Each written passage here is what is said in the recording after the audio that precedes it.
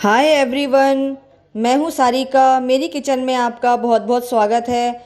आज हम बनाएंगे सूजी के दानेदार लड्डू, जिसकी खास बात यह है कि जिसको आप सिर्फ 2 चम्मच घी से भी बनाकर तैयार कर सकते हैं और ये लड्डू खाने में बहुत ही टेस्टी लगते हैं। तो आइए बनाना स्टार्ट करते हैं। सूजी के दानेदार लड्डू बनाने के लिए ये मैंने ली है 2 कटोरी सूजी। आप सूजी इसमें मोटी बारीक कोई भी इस्तेमाल कर सकते हैं। सबसे पहले मैं सूजी को इसमें एक बड़े बोल में ट्रांसफ़र कर लेती हूँ। इस सूजी में सबसे पहले हम थोड़ा थोड़ा करके दूध डालेंगे और इसको हम इस तरह से गूंद कर तैयार करेंगे। हम इसमें थोड़ा थोड़ा दूध डालते जाएंगे और इसको गूंदते जाएंगे। ये दूध मैंने नॉर्मल टेम्परेचर पे लिया है, उबला हुआ। इसको हमें बहुत टाइट नहीं करना है, बस हल्के हाथों से हम इसको इस तरह से हल्का हल्का गूंदते जाएंगे।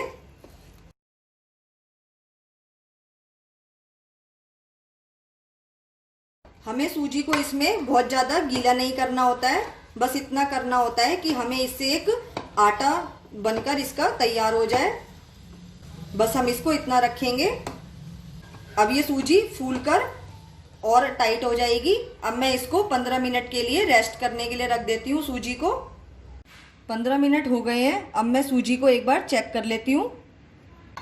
देखिए हमारी सूजी एकदम सेट हो गई है, ये बिल्कुल आटे की तरह एकदम हो गई है।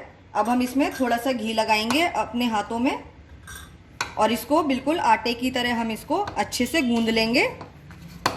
जिस तरह से हम आटा गूंदते हैं बिल्कुल उसी तरह से हम इसको गूंदकर इसका एक सॉफ्ट डो बना लेंगे। थोड़े से हाथों को हम अपना चिकना कर लेंगे और सूजी के ऊपर भी हल्का सा घी लगा लेंगे। आप इसमें तेल भी लगा सकते हैं, लेकिन लड्डू है तो इसमें घी से ही बहुत अच्छा टेस्ट आता है। हमने सूजी को मसल मसल कर इसका बहुत सॉफ्ट डो बनाकर तैयार कर लिया है। हमको बिल्कुल इसी तरह का डो बनाना है सूजी से। अब मैं इसके थोड़े से हाथ को मैं चिकना कर लेती हूँ और अब हम इसके 2 पार्ट कर लेते हैं, क्योंकि ये ज़्यादा बड़ा है। इसको मैं 2 हिस्सों में डिवाइड कर लेती हूँ। सूजी को मैंने 2 पार्ट में डिवाइड कर लिया है। अब हम इसको बेलेंगे चकले पर। इसके ऊपर पहले हम थोड़ा सा घी लगा लेते हैं, जिससे हमें ये बेलते समय कोई दिक्कत ना हो और ये चिपके भी ना। अब हम इसको बेलन की सहायता से हल्का हल्का बेलेंगे। जैसे हम रोटी बेलते हैं बिल्कुल उसी तरह से हम इसको बेलकर तैयार करेंगे।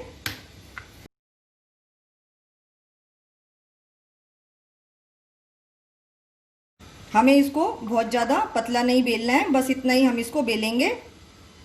अब सबसे पहले मैंने गैस के ऊपर तवा रख दिया है और इस पे हम थोड़ा सा घी डाल देंगे, जिससे हमारी जो अभी हमने सूजी से रोटी बनाई थी वो तवे पर चिपके ना। और गैस के फ्लेम को मैंने लो कर दिया है।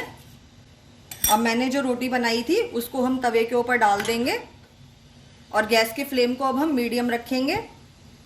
इसके साथ ही मैं इस पे फोक की सहायता से थोड़े थोड़े छेद कर देती हूँ, जिससे हमारी रोटी फूले ना और ये बहुत नीचे तक अच्छे से सिक कर तैयार हो जाए। अब मैं इसको पलट देती हूँ। ये बहुत जल्दी सिक जाती है क्योंकि ये हमने सूजी से बनाई है। देखिए कितनी अच्छी सिक गई है। मैंने इस पे बस थोड़ा सा ही घी लगाया था। अब हम इस पे थोड़ा थोड़ा घी लगाकर इसको इस साइड से भी सेक लेंगे और मैं इसको अब फिर से पलट देती हूँ। बस हमें इसको गोल्डन ब्राउन होने तक ही सेकना है, बहुत ज़्यादा हम इसको नहीं सेकेंगे।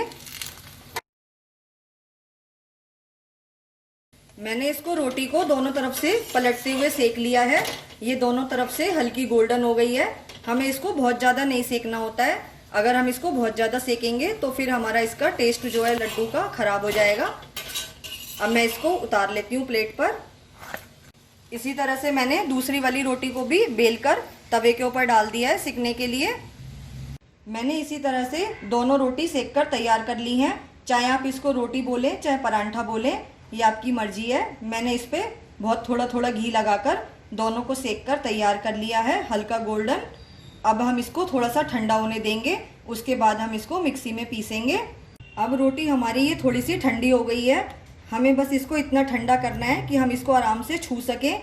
इसको गरम गरम मिक्सी में हमें नहीं पीसना है। अब इसके रोटी के हम छोटे छोटे टुकड़े तोड़ते जाएंगे और इसको मिक्सी में हम पीस लेंगे।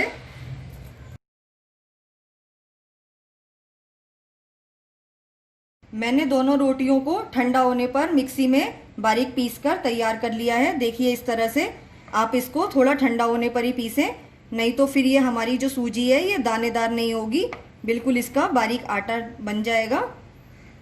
अब मैं इसमें ये डेसिकेटेड कोकोनट डाल देती हूँ। मैंने इसमें ये कोकोनट डाल दिया है। आप घर में गोले को मिक्सी में पीस कर भी इसमें मिला सकते हैं। साथ ही मैं इसमें थोड़ी सी किशमिश, काजू और बादाम डाल देती हूँ जो मैंने बारीक काट लिए हैं। और इसके साथ ही मैं इसमें देसी घी डाल दूँगी। आप इसमें देसी घी बहुत कम मात्रा में भी डाल सकते हैं, जितना आप खाना चाहें। मैं इसमें 4 चम्मच देसी घी डाल रही हूँ। अब मैं इसको अच्छी तरह से मिक्स कर लेती हूँ सभी चीज़ों को। जब हम सूजी के लड्डू बनाते हैं तो इसकी खास बात यही होती है कि हम इसको बहुत कम घी से भी बनाकर तैयार कर सकते हैं, लेकिन ये खाने में बहुत ही स्वादिष्ट लगते हैं। इसको आप चूरमा लड्डू भी बोल सकते हैं, जो हम भोले शंकर के प्रसाद के लिए बनाकर तैयार करते हैं। अब सबसे लास्ट में मैं इसमें 1 कटोरी बूरा डाल देती हूँ। आप चाहे तो इसमें मिक्सी में चीनी को पीस कर भी डाल सकते हैं। और अब इसको हम इसके साथ अच्छी तरह से मिक्स कर देंगे। मीठा आप कम ज़्यादा अपने टेस्ट के अनुसार इसमें डाल सकते हैं।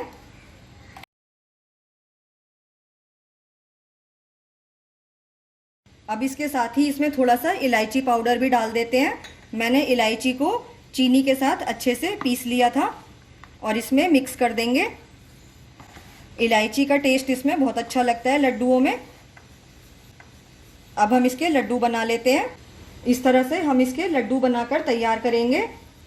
जब हम सूजी से लड्डू बनाते हैं ना, तो ये बहुत ही अच्छे, सुंदर देखने में भी और दानेदार बनकर तैयार होते हैं। आपने देखा कि बहुत थोड़े घी से इसमें कितनी अच्छी चिकनाई आई है लड्डुओं में। जो हमने इसमें गोला डाला था डेसिकेटेड कोकोनट, उसमें भी थोड़ी चिकनाई होती है, तो उससे हमारे लड्डू कितने अच्छे बनकर तैयार हुए हैं। इसी तरह से हम सभी लड्डुओं को बनाकर तैयार कर लेंगे।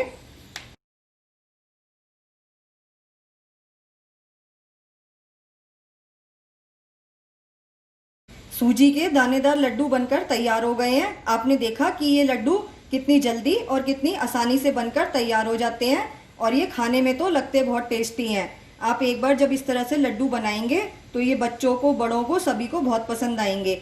जब भी आपके शरीर में वीकनेस हो तो आप इस तरह से लड्डू बनाकर तैयार कर सकते हैं। इससे आपको बहुत फ़ायदा मिलेगा जब आप इस तरह से लड्डू बनाकर खाएंगे। और ये हम जो लड्डू सूजी से बनाकर तैयार करते हैं, अगर आप इसको गर्मियों में भी खाएंगे तो सूजी कोई हमें नुकसान नहीं करती है, ना कोई गर्म होती है। तो ये लड्डू आपको गर्मियों में भी बहुत फ़ायदा करेंगे। आप एक बार इस तरह से लड्डू बनाकर ज़रूर देखिए। और अगर आपको मेरी ये रेसिपी पसंद आती है तो आप इसको लाइक कीजिए और सभी के साथ शेयर कीजिए।